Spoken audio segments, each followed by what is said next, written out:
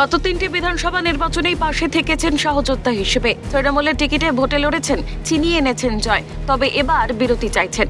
15 বছর ধরে বারাসাতের বিধায়কের দায়িত্ব সামলেছেন, কিন্তু এবার অব্যাহতি নিতে চাইছেন। এ নিয়ে মনস্থির করে ফেলেছেন বারাসাতের তারকা বিধায়ক চিরঞ্জিত চক্রবর্তী। তার কথায় বয়স হয়েছে, সময় হয়েছে হস্তান্তরের। শনিবার বিধানসভায় এসে এ কথাই জানালেন তারকা বিধায়ক। আপনার যে অভিজ্ঞতা, এই অভিজ্ঞতাতে আপনি কেন আবার দাঁড়াবেন না বলছেন? না, বয়স হয়ে গেছে, আমার ক্ষমতা ক্যাপাসিটি কমে গেছে, স্ট্রেংথ কমে গেছে। তবে চিরঞ্জিতের মুখে সুর বদল প্রথমবার নয়। কিছুদিন আগেও তার বক্তব্যের মাধ্যমে বুঝিয়ে দিয়েছিলেন রাজনীতি থেকে সরে আসার কথা। 2021 বিধানসভা ঠিক আগেও চিরঞ্জিতের রাজনীতি থেকে সরে আসার খবর শোনা গিয়েছিল। তবে মুখ্যমন্ত্রীর কথায় সুর নরম করে ভোটে লড়েছিলেন। এবারও বিধানসভা নির্বাচনের আগে সরে আসার কথা বললেও মুখ্যমন্ত্রী চাইলে বিবেচনা করবেন বলেই জানিয়েছেন বিধায়ক চিরঞ্জিত চক্রবর্তী।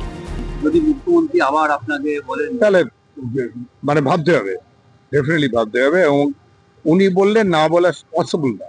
আমি ওনাকে এতটাই শ্রদ্ধা করি, সম্মান করি যে ওনাকে বলবো, যে বোঝানোর চেষ্টা করব, তারপরে উনি যা বলবেন সেটা ফাইনাল। নির্বাচনী আবহে এক অভিনেতা তথা বিধায়ক যখন রাজনীতি থেকে অব্যাহতি চাইছেন, তখন পদ্ম শিবির পৌঁছে গেল আরেক অভিনেতার বাড়িতে। সম্প্রতি পদ্ম প্রাপকদের তালিকায় জায়গা করে নিয়েছেন বর্ষিয়ান অভিনেতা প্রসেনজিৎ চট্টোপাধ্যায়।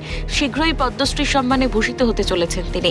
শনিবার প্রসেনজিতের বাসভবনে সৌজন্য সাক্ষাতে পৌঁছন কেন্দ্রীয় প্রতিমন্ত্রী তথা বিজেপির প্রাক্তন রাজ্য সভাপতি সুকান্ত মজুমদার। উপস্থিত ছিলেন রাজ্য কালচার সেলের আহ্বায়ক অভিনেতা রুদ্রনীল ঘোষ।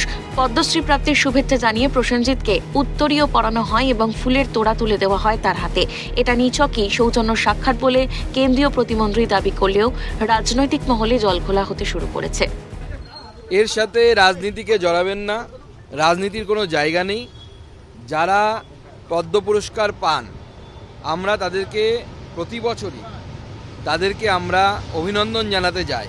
বুম্বাদা রাজনীতির ঊর্ধ্বে, তাকে রাজনীতিতে জড়ানোর চেষ্টা করবেন না আপনারা, আশা করি। এবং মাননীয় বুম্বাদা আগামী দিনেও বাংলা সিনেমাকে এইভাবে সার্ভ করুক, বাংলা সিনেমাকে এইভাবে উত্তরোত্তর শ্রীবৃদ্ধিতে যাক। আমরা রাজনীতি করতে আসিনি তো, আমাদের কাজ হচ্ছে ওনাকে সম্বর্ধনা দেয়া এবং ওনাকে অভিনন্দন জানানো। দেখুন, সব কিছুতে রাজনীতি আনতে হয় না, সব কিছুতে রাজনীতি ঢোকাতে হয় না। কিছুদিন আগে তৃণমূল কংগ্রেসের সর্বভারতীয় সাধারণ সম্পাদক অভিষেক বন্দ্যোপাধ্যায় উন্নয়নের পাঁচালী কর্মসূচি সূত্রে বর্ষিয়ান অভিনেতা রঞ্জিত মল্লিকের বাড়িতে গিয়েছিলেন। সেই সাক্ষাৎ নিয়েও কম আলোচনা হয়নি। সেই নিয়ে নাম না করে নিশানা করলেন সুকান্ত। আমরা রাজনীতি করতে আসিনি তো, আপনি গুলিয়ে দিচ্ছেন। সব নেতা একরকম হয় না।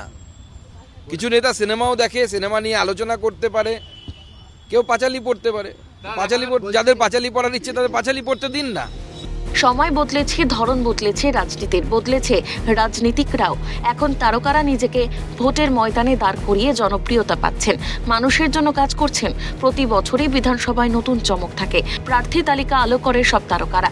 এবার 26-এর বিধানসভায় কোনো চমক রয়েছে কিনা সেদিকেই নজর সকলের। সেই আবহে ভোটমুখী বঙ্গে এভাবে তারকাদের বাড়িতে রাজনৈতিকদের যাতায়াত যে নতুন জল্পনা উস্কে দিচ্ছে, তা আর বলার অপেক্ষা রাখে না। সব মিলিয়ে বাংলা সিনেমার 2 বর্ষিয়ান অভিনেতাকে নিয়ে নির্বাচনী বাংলার আবারও তপ্ত হয়ে উঠল, তা এক প্রকার বলাই যায়। ক্যামেরায় সঞ্জীব চক্রবর্তীর সঙ্গে অভিরূপা হাজরা ও রাজা সাহার রিপোর্ট, ক্যালকাটা নিউজ।